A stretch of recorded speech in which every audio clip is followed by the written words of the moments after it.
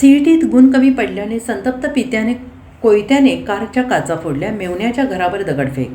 CET परीक्षेत मुलीला कमी गुण मिळाल्याच्या कारणावरून पत्नीसोबत झालेल्या वादातून पत्नी, मुलगा, नातेवाईकांना शिवीगाळ करत मेव्हण्याच्या घरावर दगडफेक करून कोयत्याने कारची तोडफोड केल्याचा प्रकार मिरजेत बेडग रोडवर घडला आहे.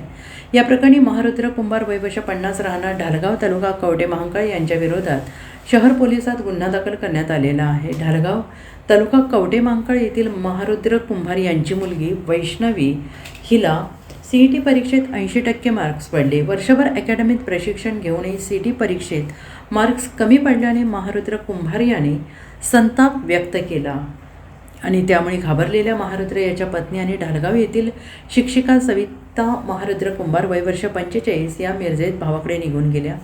महारुद्र आणि सविता या दाम्पत्याला 3 मुली 1 मुलगा आहे. दिनांक 17 जून रोजी सायंकाळी 6:30 वाजता महारुद्र शिवप्पा कुंभार वय वर्ष 50 राहणार ढालगाव याने सीईटी परीक्षेत मुलगी वैष्णवी हिला कमी गुण मिळाल्याच्या कारणावरून मिरजेत मेव्हण्याच्या घरात येऊन पत्नी आणि मुलाला जाब विचारत शिवीगाळ करण्यास सुरुवात केली आणि त्यानंतर मेव्हणा मारुती कुंभार यांच्या घरावर दगडफेक करून नुकसान केलं.